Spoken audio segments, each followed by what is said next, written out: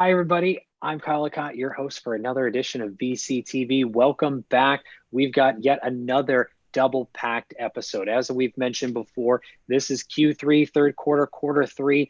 This is one of the biggest times of the year for both investors and entrepreneurs. It's the sprint towards the end of the year. What does that mean? Well, as an entrepreneur, this is probably when you're going to market, you're getting products out there in new hands of customers, and you're fundraising.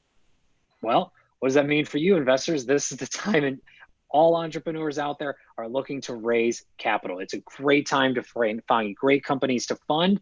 And also for entrepreneurs, it's a great time to find some of the best investors who will be there to support you on your journey as you build your company. So this is important, even more so now here in 2020. Why? Because so much is happening. We've got technologies that are advancing and shifting and shaping every single day. We've got industries and regions around the world that are doing the same. So much is happening in such a short amount of time. Here on VCTV, we want to bring the experts around the world to share with you what they're seeing, what their expertise is, and also how to prepare yourself for all of these changes. So we're joined by an outstanding panelist of investors today from around the world to talk to us about bio, med, and health tech. We know that this has been a very, very impactful three industries over the last 12 months, but it's also been something that's been worked on for the past decade. And there's been a lot of advancements that's happened in this industry, in these industries, and even more to come as the digitization really accelerates in each of these areas. And we see new technologies being applied for greater advancements throughout as well. So for those that are tuning in for the first time, welcome. And our audience, if you're an investor and you'd like to be on a show like today, do reach out to the LATOKEN team, Elena and or myself, and we'd love to find the right fit for you. And entrepreneurs, this is not just a show for you, or excuse me, this is not just a show for investors. This is also a show for you. You have a virtual stage you can get up on and pitch your company with us as investors one-on-one and to the live audience as well. So do reach out to us. We would love to hear from you and find the right spot. And also big thank you to Elena and to the entire LATOKEN team for always making VCTV possible every single day on your screen, your device, anywhere in the world. With that, I'm your host. We've got a double episode, packed week for you here on VCTV. I'm Kyle Lacotte. Let's dive in. All right. So first and foremost, a new guest here with Elena and I on the show. Boba, welcome to the show. A little introduction and a little background for everybody, please. Thank you, Kyle. My name is Baba Venkatadri. Good morning from sunny California. So I'm a pharmacist by training. I spent 25 years at Warner Lambert, starting in India. And then in US, I became the Vice President of Operations, 2,000 people, 5 plants in US. Then did a stint in Indonesia as a president of Warner Lambert, and a couple of years in Puerto Rico, then joined BioTech company in Netherlands and Malvern, PA, Centocor, and had the good fortune of developing the Remicade, which sold about 8 billion, then became the CEO of a New York Stock Exchange company that developed ultrasound contrast agent, Optison, sold by Mallinckrodt now. In the last 13 years, I've been a venture capitalist at Venture East, based in Mauritius and India. Now I just started a digital health fund last year, and we just focus on only digital health, providing seed fund. Wow, that is a resume, sir. So real quick on the fund, can you share the name of the new fund that you just started? Dizzy Life. Wonderful. Dizzy Life Angel Fund US LLC, based in California. And you do seed investments. Is there a certain size that you look for, or is it just seed in general? So companies that are pre-revenue, MVP. Philosophically, what we really believe, we subscribe to the fact medicine's next revolution is digital. Okay. The convergence of biology and technology has started the next fourth industrial revolution, which is going to be bigger than industrial tech revolution. So, and you saw the biggest beneficiary of pandemic is digital health. The estimated revenues this year are 2.6 billion. So our premise is the lot of startups, young people with bright ideas, they starve for startup capital or seed funding. Okay.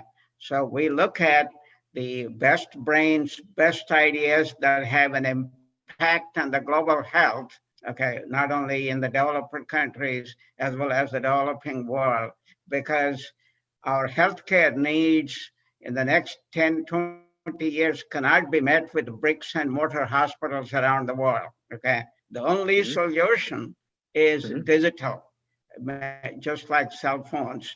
If you're looking in Africa or Asia or Latin America and all those rural areas, including US, you can't provide a healthcare solution unless you go digital. So that's I what we love it. did. Yeah. We're gonna come back to that more. So thank you so much, Bob. Appreciate it. William, welcome back as well. A little intro, a little background for those who may not know you here on the show. Yes, of course. Thank you for inviting me. It's a pleasure to be here. I'm from Spain, so sorry for my English. Yeah, you know that Spanish people are not the best guys to speak English. You have a very strong accent. I'm a medical doctor. I founded two telehealth company, digital healthcare companies, international. One is called MedicWo, the other one is called Meeting Doctors. Both of them are quite successful with millions of medical consultations per year, or thousands of medical consultations per day. I am also a business angel and investor in several startups, successful startups, mainly in Spain and also in Latin America. Wonderful, and welcome back as well. We're going to talk a little bit about what's happening in Spain and Latin America here shortly. Brad, welcome back to the show as well. A little intro, a little background. Cheryl, thanks for having me back. My name is Brad Cohen. I live outside of Boston in Wellesley, Massachusetts.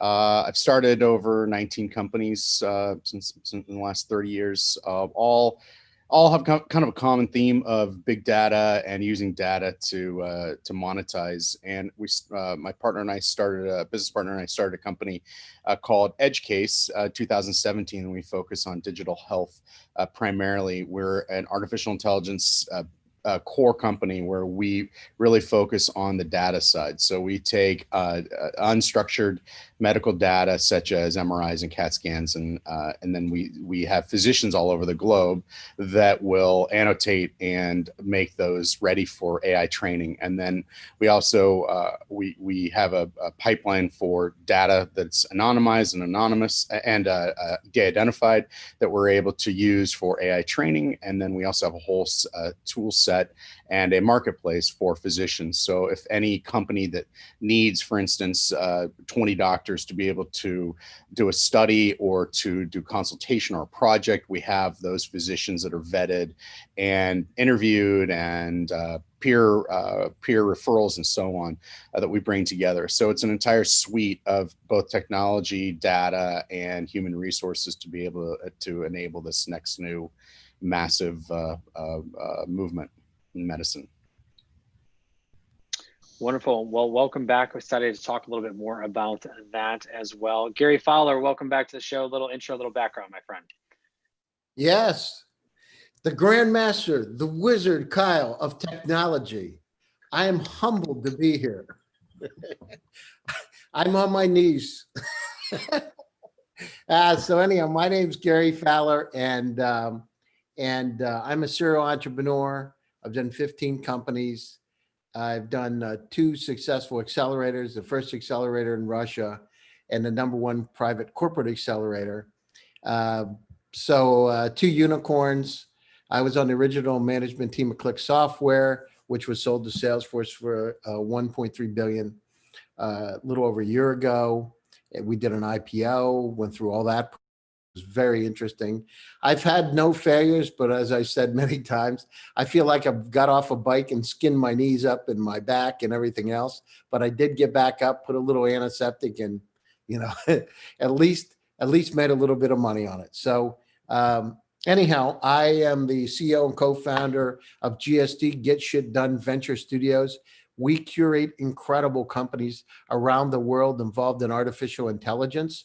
I just this morning published my 70th article in Forbes, Deep Learning versus Machine Learning. And I just wrote my last one, another one last night on Nikola Tesla and the democratization of opportunity for Forbes. So I'm very, very active in AI. I love artificial intelligence, and I enjoy being here with my friend Kyle and my friend Noble. We're always happy to have you as well, my friend. It's a pleasure.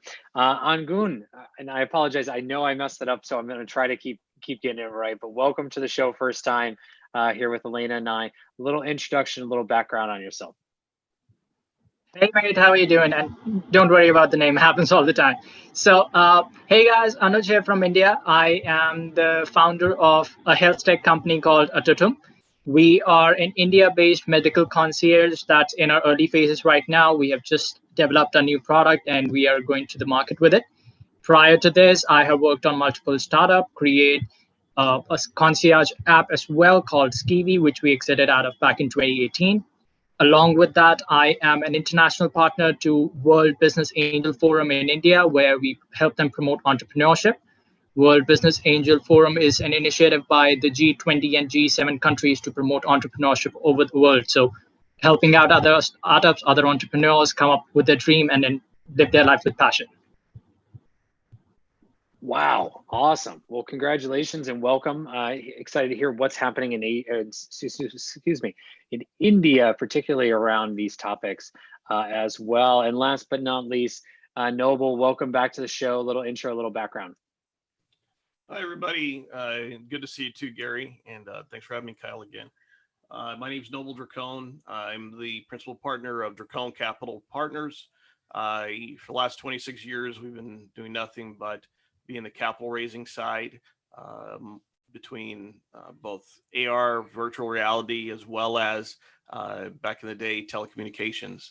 Currently, I'm on the board with M Accelerator, and we tend to be tech agnostic, but we focus on helping pre-seed, seed, and pre-Series A companies find the capital they need to grow, as well as giving the guidance to expand outward. So happy to be here, guys. Wonderful. And again, happy to have each and every one of you and your expertise to talk about these subjects. So I want to start out with this, just the big overarching question, as we do here on the show, just to kind of set the stage, allow our audience to see a good insight as to what's happening. And that is, what's the current state of bio, med, and health tech? So really what's going on around the bio and medical worlds when it comes to technology today? As we know, there's been a lot that has happened, but where are things currently? And Brad, let's start with you on this, and we'll work our way around to everybody. Sure. I tend to look things from the ground up, and so I'll really focus on the data side. And with all the innovation and everything that's happening, and now with COVID, it's on fire, which is a bad thing. In the long run, it's a good thing because we're going to have a lot of great innovation that'll come out of it. One of the still key pieces that is missing is data. So access to data and use of the data as it relates to privacy. So we're just in the last few months, we're really starting to see a lot happening with more data being available, people being more companies, small startups, and also the larger Fortune 500s that are really focused on the data side. And that's what we focus on. So it's an easy area for me to talk about, because we are always looking to partner with hospitals and medical groups to be able to take that valuable resource that they have, because most of them realize they have something. I mean, they're smart, but they don't necessarily know how to monetize it and be able to then monetize it and use it to be able to advance the cause of trying to cure and provide better healthcare services. So, it's any data is good data in my mind. Even what's called bad data is still good data because you can use it. So we're seeing massive movement on the data side, and all the tool sets are related to that, being able to take that and actually make it's like it's like taking raw oil and turning it into gasoline, and you can't run a car without diesel or gas. So we think that'll continue to really expand. And then I think there's a lot of complexities that come with it as relates to privacy. US and EU have been very good, but other countries are still slow to come around. But HIPAA has been a good guiding factor for us, and we've just based everything around HIPAA. And Gary, to you, what are you seeing as the current state of things? Thank you, Brad. I mean, this is, Gary. as we talk, can you hear me? Yeah, so we talked about before, I mean, this is a dawn of the fourth industrial revolution. And I mean, it's changing dramatically. So look at the, computer vision and MedTech, how it's being used today. Look at how artificial intelligence is being used in all kinds of different ways for prediction for skin cancer, right? There was a study done at Stanford University that actually compared using computer vision and AI, and they were better than the combined of 23 top experts being able to diagnose melanoma. So, and here we are, like it, good, bad, or indifferent in this whole COVID experience where we've had to go virtual. So now telemedicine, I mean, we talked about it before, we've done it before, but I don't know about you, Kyle, but I mean, I've actually had one of my physicians ask me to do a teleconference with her, on Zoom. It's like, I mean, this stuff didn't happen a year ago. So I'm really bullish about it. And I'm also bullish about things like, digital twins, technologies that do simulations for medicine. We're there, and it's interesting. Think about things like nanobots. 5 years ago, I took my MBA students. I did for a summer, took off and decided to work with MBA students. And the project we worked on in Palo Alto was living to 120. And so it was eye-opening, the technologies that during your lifetime are going to help us live longer, right? And so, from being able to reproduce organs to understanding the aging process and how to slow it down by doing research with like crabs. And it's just, it's a dawn of a new era. It's like, across the board, we've hit this fourth industrial revolution that's changing everything, and MedTech and technology. So I'm particularly interested in aging in place, using technologies that we have a startup called Zemply, which came out of some folks from Stanford. That's really interesting because here we've got this global aging population, and how do we make the quality of life better? How do we help them live better in their homes? And what kind of technologies will do that today? So no, I'm across the board bullish because everyone on this panel wants to live longer, right? And yeah, better. well, longer and better. That's not necessarily longer, but better as Right. well. That's the kicker there. I know we did see a news report. I think it was a squid, if I'm correct, that was recently worked on in the medical field, and they were able to replicate and clone it, if I'm correct. Again, I might be misquoting all of this, but they were able to do this, which was a huge breakthrough because through what they were doing and some of the genetics engineering they had done, they are now able to see a different level of research in depth around Alzheimer's and just general brain function as well. So fascinating. Can I say one more thing, Kyle? Yes, you can. Yes, Yeah, you may. listen, I talked to a group out of Panama, actually, that's doing stem cell work. Actually, by chance, I was listening to Joe Rogan with Mel Gibson, and he was talking about his father going down to the center. So I actually contacted them because I was very interested, right? And the kind of things that they're talking about, the kind of things that Mayo Clinic's talking about, being able to repair hearts that have had, heart attacks, being able to cancer, being able to pinpoint cancer. And it's just, I don't know that much about it from my own perspective, but when I heard about it and when I talked to them in Panama, it was just incredible. So if it's I had a friend of mine that had a challenge with his hip. He played a lot of tennis, and he's about 50. And he actually had stem cells. They told him he needed a hip replacement, and they actually did stem cells on his hip. And within 8 weeks, he was back on the tennis court. I mean, I personally saw it. So there's a lot of promises out there. I mean, there's tons. Longevity is a whole thing. I know that some of our panelists are already shaking their heads. They're ready to talk about it. So Noble, I'm going to come to you and we'll keep going around. Current state, what are you seeing as things right now? Yeah, so I went in a different direction. I did a investment in a laboratory that does genetic testing, and I'm a big believer that to Gary's point, that it's really coming down to tailored medicine. And so what they do is they do genetic tests on people, finding out what cannabinoids actually work for their system. So it's endocannabinoid tests that determines, based on over 200 plus markers, whether or not you should even be ingesting CBD, if THC has an effect on you, and then where it actually works with your system to improve your health and longevity. It's a company called Ria Labs out in San Diego. We invested in them about early 2019. And with this pandemic hitting, it's been so exciting to see the number of people who, number one, who have turned to cannabis, let's be honest, but more importantly, who have wanted to take the test to really understand what CBD, both psychoactive and non-psychoactive, works for their system. So I think that in general, I think there's going to be a lot more discovery about individuals and truly discovering whether or not the diabetic diet that doctors have touted for years really works for everybody, because some fruits impact them differently, or vegetables impact them differently, and they can actually eat carbs. So it's one of those things where the tailorized medicine is what I believe is what's going to drive the end of longevity that we started down the path and talking about. So I think in general, MedTech is here. It's been here for a while with CRISPR's being introduced years ago. We understand that now humanity is on the verge of truly singularity. We've talked about it before, but between what's going on technologically wise, what's happening biologically and physiologically, and then the need for us to interact like we're doing now, we're forcing a whole entire new evolution along multiple levels.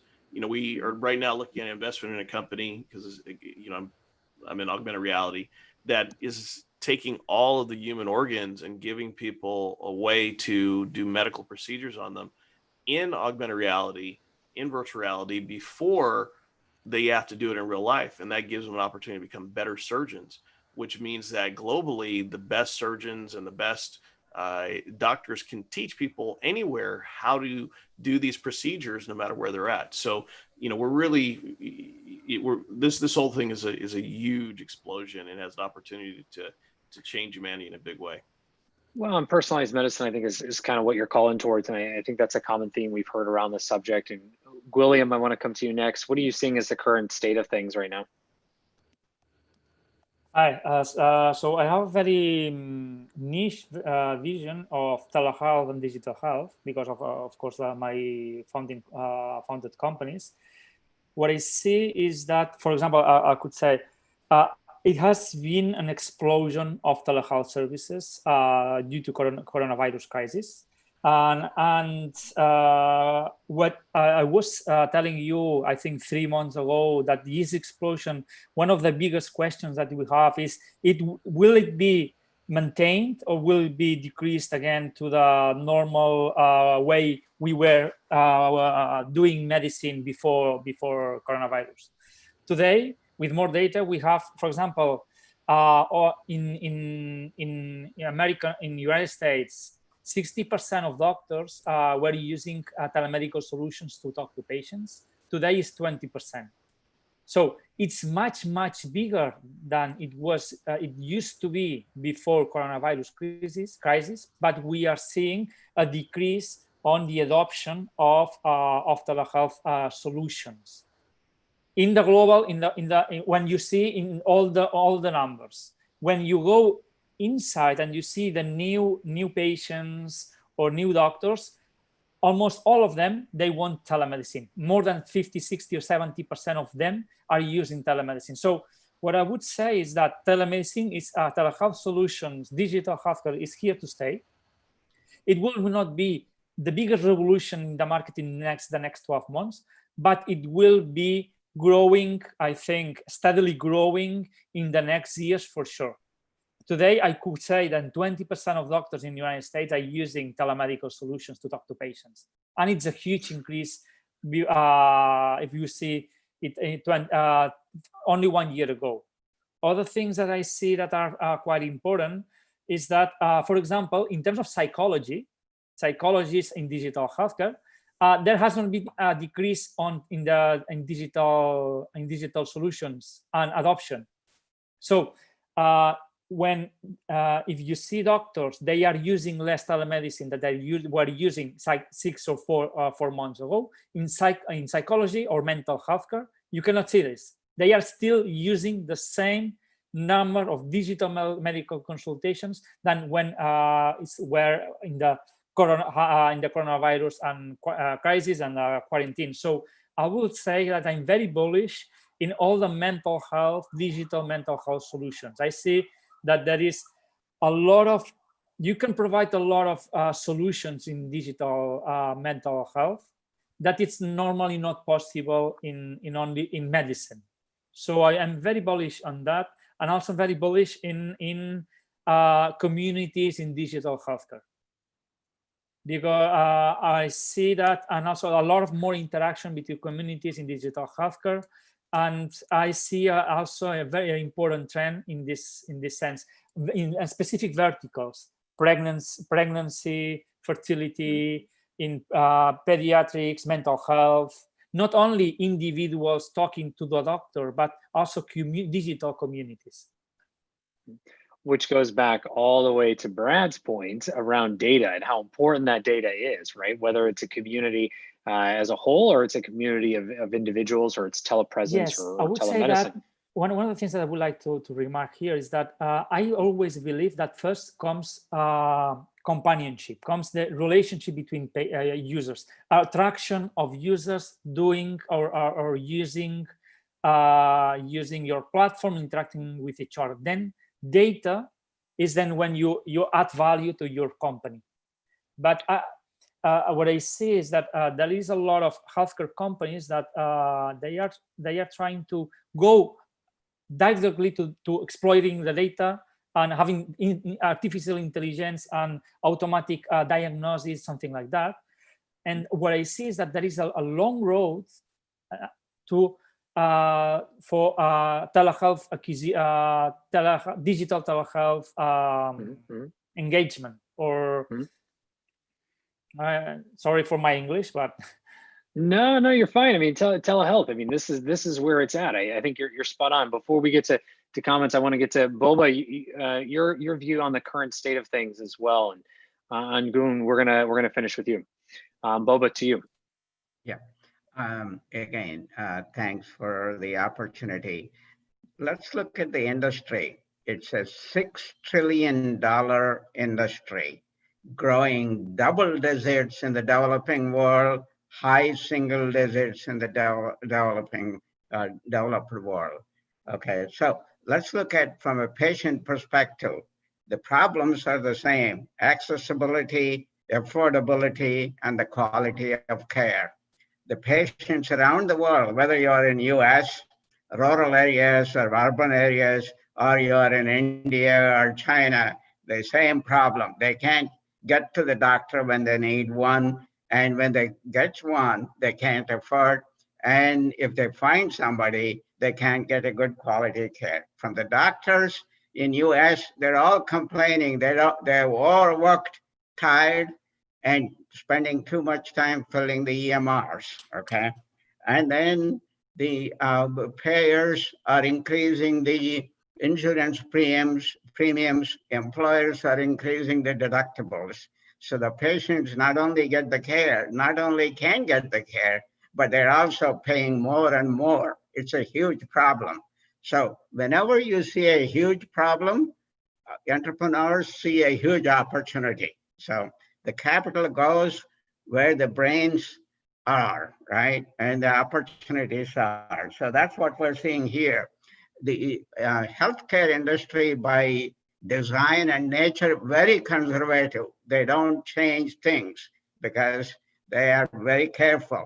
On the other hand, I'm going to give 2 examples. So this is all you know, that Cleveland Clinic monthly visits gone from 3,000 to 60,000. And Stanford, daily visits gone from 50 to 1,600. I'm talking about telehealth visits. 80% of the patients for the chronic care at Kaiser go through the telehealth visits, not the in-person visits, okay? So what is creating that is you see a lot of technology, and everyone talked about AI. So the real solution, what is happening here is look at the industry. Whoever thought you would have a digital health company today with close to $1 billion revenues? That is Teladoc and Livongo. Look at the Stanford startup, iRhythm, $256 million revenue, okay? We have invested in one of the Stanford startups. iRhythm is a Stanford biodesign startup. And we invested recently money. The company, what they're trying to do is improve the mortality of these high-risk stroke patients by having a EEG, small device, insert into the back of the head and uses the AI, okay, that tells, hey, this patient is going to have a stroke shortly. So let's get him to the hospital. So because of that, they can reduce the mortality and the morbidity. The other company we're invested in is the critical care, ICUs. You go into ICUs anywhere, there are different machines not talking to each other. You get a lot of data, somebody records it, and the intensivists are very few, they're very busy, and they can't get all the data. If you have an IoT device that can collate all of that and add to the Gary's AI or any of those AI stuff, and it tells the doctor, hey, this patient, Baba, okay, based on all this data and this, these are the likely diagnoses. That makes his life very easy. I think those are not fiction. They're real stories. You're going to see them in a few years. We invested in one of the Duke startups in the ICU, and the sepsis is a big problem, right? Kills a lot of people. If you can diagnose those patients few hours earlier, that makes a big difference in the death and the survival, okay? So on the other hand, you have the primary care and the chronic diseases. You don't need to go check your heart rate or rhythms or blood sugar in the hospital, okay?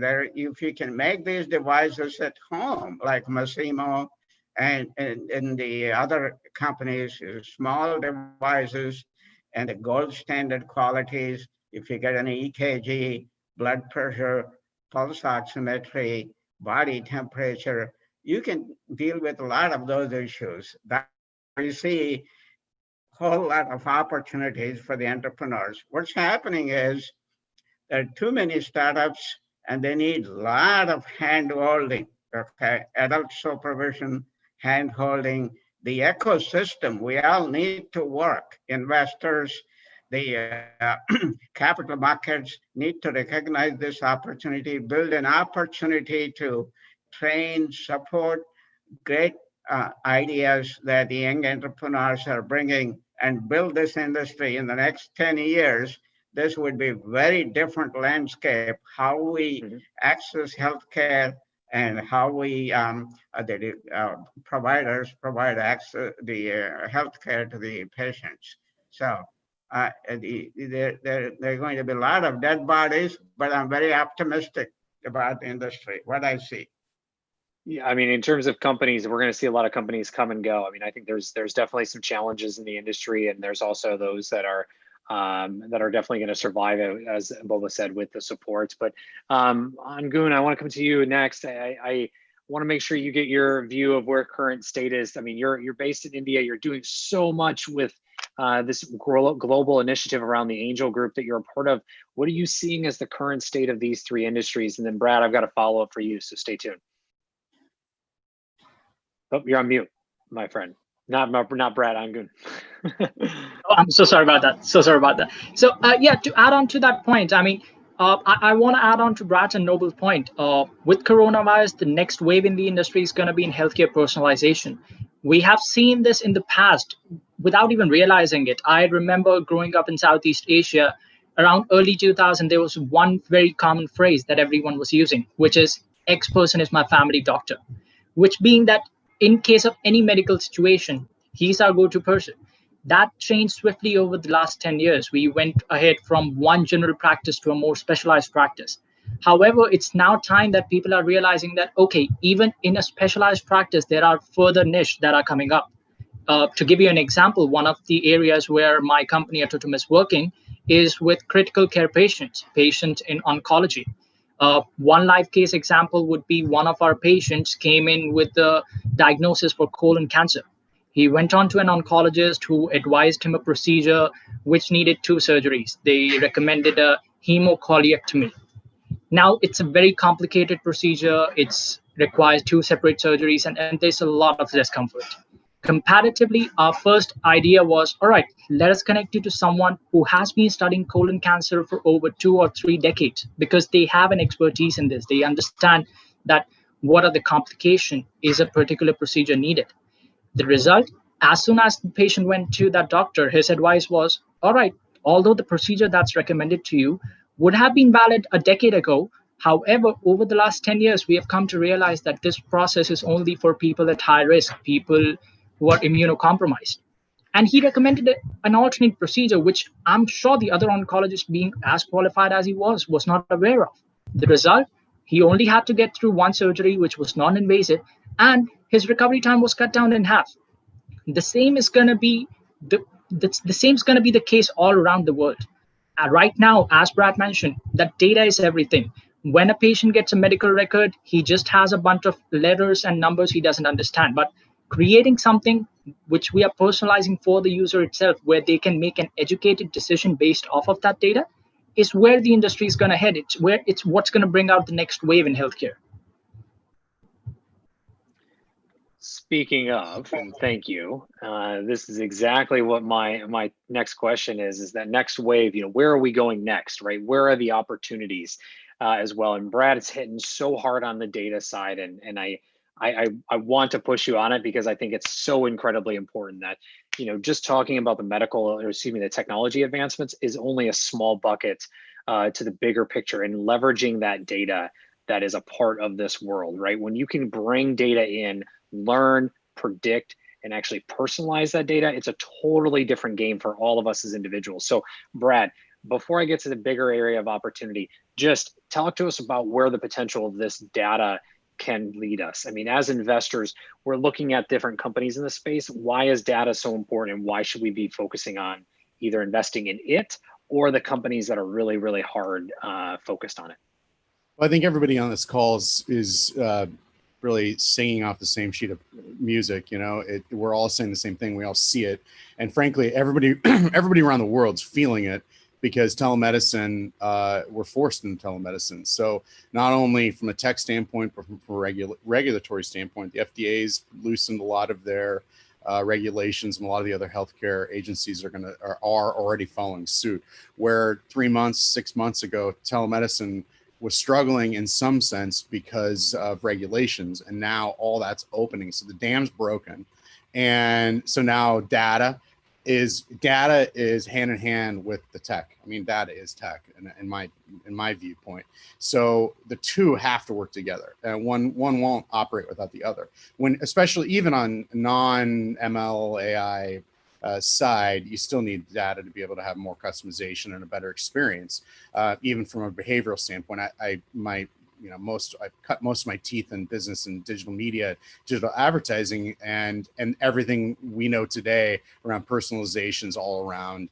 The more data, the better and more personalized you can get, which becomes, it's all about relevancy. It's the same thing in medicine. So anything that I'm sure everyone's experienced walking into a doctor and they pull the chart out, and it's like you start over from scratch when you go to a new doctor. That shouldn't be the case. They should be able to know everything about you, and it should be all personalized. But going back on a real hardcore tech side, one of the things, with artificial intelligence and using machine learning essentially is the AI assisted side. So I don't think the doctor's going away. A lot of the physicians on this call, I don't want to say that the physicians irrelevant is going away, because I don't see that happening, at least in my lifetime, and probably not my kids.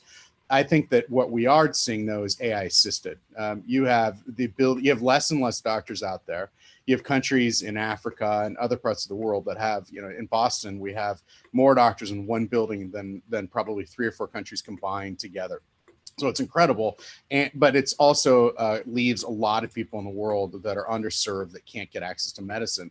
But with AI assisted medicine, all of a sudden one doctor becomes a force multiplier, because they can use and be able to use machine learning and AI assistance to be able to come up with diagnosis, or at least double check them, where it can speed things up and allow them to see more patients, have better quality access. And the other component, which is I think one of the most exciting, is monitoring, where your vitals, with using remote sensing tools like a Bluetooth blood pressure cuff, for instance, something really simple like that, or an Apple Watch, or a lot of lower cost devices that are coming out of different countries around the world, to be able to pull all the telemetry from that data.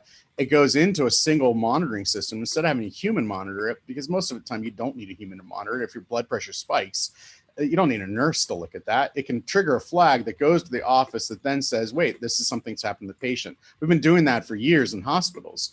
But now it's time to do it at home, which is already starting to happen. So when you take all the different aspects of the data from the high-tech sensors that you have to physically go to the low-tech sensors that are at your home, to then all the chart data and all DNA and all the other components, you can start combining that together. You start going to the 120 years that Gary's talking about, which I used to say, I know I'm never going to predict my death, because I don't want to do that. But I was always saying, I hope I live to 100. I've actually moved that up to a few months ago, 120. And then a good friend of mine now is starting to say maybe 200. And maybe that's with singularity, through taking your conscious mind and putting it into the ether. But that's another topic, I'm sure, for one of your calls. However, that being said, the amount of tools that are out there and the growth rate is astonishing. And so with the amount of money that's flowing in and being able to take all this and combining it together, that's our biggest challenge, is how do you have the left hand talk to the right hand? And that's a tough one. It's that glue, right? It's that fabric. And 200, I mean, we're getting into upload and the future of our digital selves, as we've teased a little bit. There you go. I know where you were going with that. It's that glue, right? It's that fabric that we're not just missing, but it is so complex, because you have so many different pieces, and us as individuals are a part of that, right? We're all very different components, and how that will all click together is just, it's a very big question. I think you're calling it out right. Yeah, just one quick comment is that one of the really big challenges that we face is that you have different data sets. So you have the patient data set with their chart, with a lot of the information that's provided to the physician. Then you have a lot of sensor data, and then you have MRIs and CAT scans and CTs and so on X-rays that will, but bringing those together, because those EMR systems don't necessarily, the more advanced ones connect it. The ones that aren't quite as developed aren't connecting it yet. Once that's all connected, which is one of the things we're working on, then you all of a sudden you open and get to another level of knowledge. Absolutely, Gary. I see you shaking your head left and right. I mean, let's come around in the room, get our areas of opportunity as we come to the top of the hour here soon. But Gary, to you, where are you seeing the areas of opportunity further on? So nanotechnologies to be able to target specific cells, because as we've talked, many times, if you have cancer, the big problem is destroying good cells, right? So using nanotechnology to be able to really target, I think that's incredibly interesting. I think robotics and exoskeletons to be able to help the paralyzed to be able to walk and to exercise those muscles so the brain can relearn is really interesting. We talked about wearables. I'm into that. I mean, we're in a point where wearables, imagine all the data that Apple's collecting today. and they give you the option to opt in for medical research to be able to target your data. So we're getting incredible amounts of data out there. So I like that. And as I said before, diagnostic AI tied into computer vision. And that is really, imagine to be able to diagnose melanoma as they did at Stanford University, to be able to do it better than a doc, right? And to be able to get that diagnosis more and more accurate. So across the board, and the other things about, being able to do surgery and to be able to do it, from a robotic standpoint, to be able to do that operation a lot better, and maybe even do it from a telemedicine standpoint. So you got the best physician being able to do those kind of surgeries. I just saw yesterday in Japan, they're actually stocking shelves with a robot, right, from a distance, doing that work. So we're getting closer and closer to it, and I love it. So, I love AI, but there's a lot of really cool stuff that's happening that's going to make us live longer, help us to live longer. Absolutely. Noble opportunities. Where are you seeing them right now?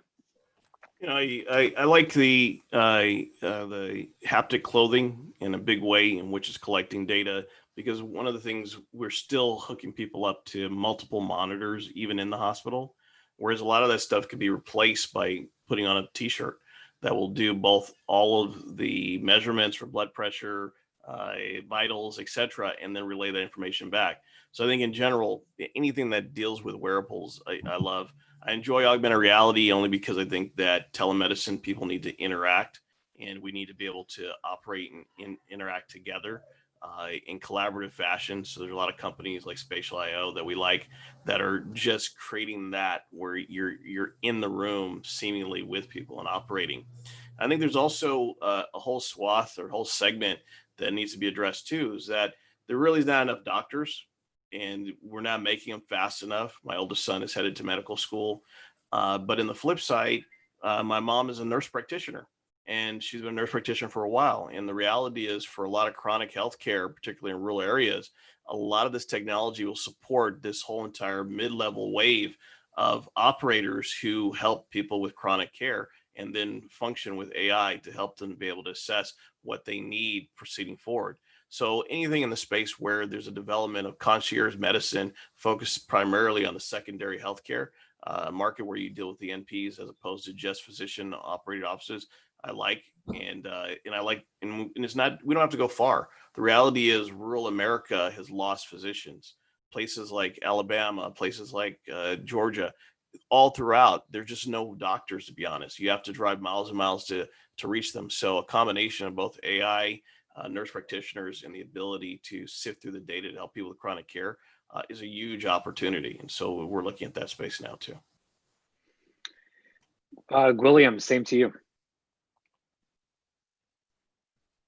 Okay, opportunities. As I said before, I think that I see a lot of traction. All of you said so.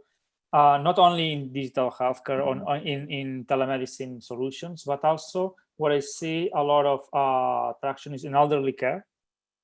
Mm-hmm. Specifically, what I would say is that, for example, one of the things that I see a lot, and there is no good solution, is that there are a lot of digital solutions out there, a lot of big health insurance companies, and the interaction between them in terms of gateways, APIs, communication between them. There have been, in banks, there have been a lot of opportunities and startups that has been very successful in giving new startups the possibility to connect to banks, to banks, to insurance, to sell insurance, to do the virtual banking. But in terms of medicine, in terms of reimbursement and medicine, there is no standard gateway in this man in the middle that offer a lot of solutions, integrates everybody and offers solutions. And there are some old ones, but I think that there is a good opportunity there. And also in terms of what I would say, I love the idea of a holistic approach of an hospital or a clinic, where digital and offline visits are almost the same. Hospitals that are created with the digital world, the digital landscape in mind, and clinics that are created with this. I've seen from Oscar and other companies that are trying in the United States that are trying to do this thing. I love this idea of from the very beginning, your patient is online, always, and also offline, but you combine perfectly the online and offline. Not only online hospital, not only offline hospital, but both together from the very beginning, created anew. This is something that I've seen some success in the United States, and I love the idea as a doctor also of this kind of new clinics that combine from the very beginning the idea of the holistic approach of every patient is an online patient. And I will follow you with nurses online and also offline and face-to-face.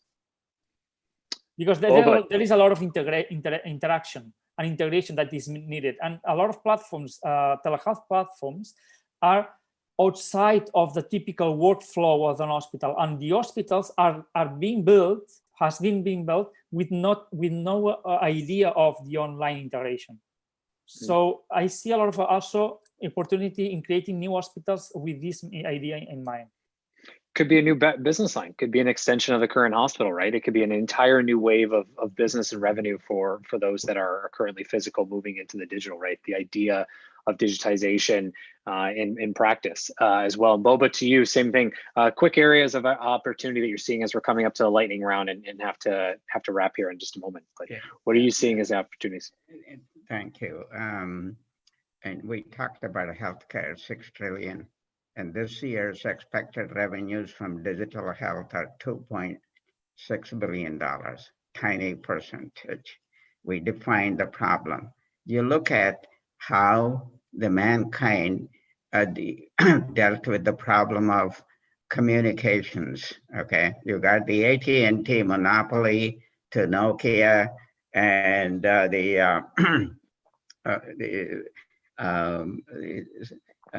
prior to the Apple phones. Now what happened? It's become very cheap to talk to anybody anywhere in the world, WhatsApp and all that stuff. Okay, BlackBerry is gone. Okay, etc. Now the taxi problem, we all know we had the transportation problem. Everybody felt cabs can be solved. That's the way it's going to be. Comes over. Now we are at a junction of solving the biggest problem the mankind has, that is providing the healthcare. AI, data combination, okay? And what is happening now, our understanding of the biology at the cellular level, putting that into data, using machine learning tools, that's going to make providers' life easier, reduces the cost, just like what happened with the Uber, like what happened with the telecommunications. We are at this point, junction of solving these big problems in healthcare. And as I said, the pandemic is God-sent gift for the digital health. Okay, with that, I'm going to sign off. I'll be happy to chat with all of them. You're really pretty sophisticated, brainy speakers you had here. I had to go to another meeting. Okay, thank you all. God bless you. Hey, bye. Boba, where can everyone find you online if they want to connect? Yeah, my email is the best thing. I don't use a lot of social media, but it's too much. Okay. Okay, no worries. All right, thank you very much, Boba. And then on Nuju, if you can, just closing thoughts. Where are the areas of opportunity that you see? I think I'm going to agree with Noble here because, as you mentioned, that concierge medicine is going to be the future. In a lot of countries, especially in Southeast Asia, countries like India, where 70% of its population has access to less than 30% of the healthcare infrastructure. That gives you around 800 million people with a fraction of healthcare system. Comparing that to a country like US, it's twice the population of United States. So that gives you an idea that there's a vast market that's not being served right now. And we really don't have enough doctors. So the future is going to be where we can bring some sort of a concierge medication where doctors can work with technology. There's no way that AI will be able to replace what a doctor does. However, AI can work with them to bring out changes to improve healthcare in chronic cases like type 1 diabetes in Middle East, Northern Africa, Southeast Asia. These cases are not diagnosed until it's too late, and that's leading to a lot of infant mortalities. Children less than 10 years of age, where these cases are not being diagnosed. And even when it's diagnosed as well, they don't get the proper healthcare. So a concierge medication is where the future will be, where doctors work with technology, not just technology itself.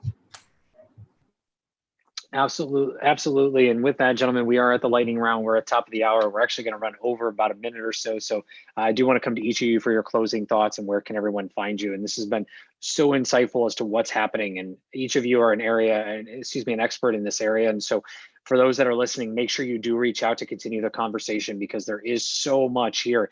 And as has been mentioned, that fabric, that glue to connect all this together is still one of the biggest areas of opportunity right now for those that are building in the space. So William, I want to start with you. Quick closing thoughts, and then where can everyone find you online?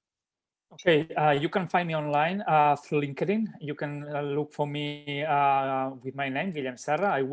I'm very active in LinkedIn, so you can contact me there. And my brief thoughts, I would say, in my niche, in my sector, that is telehealth medicine, I will say, for sure, this is something that it is here to stay, and it will increase in the next years, especially in psychology and mental health.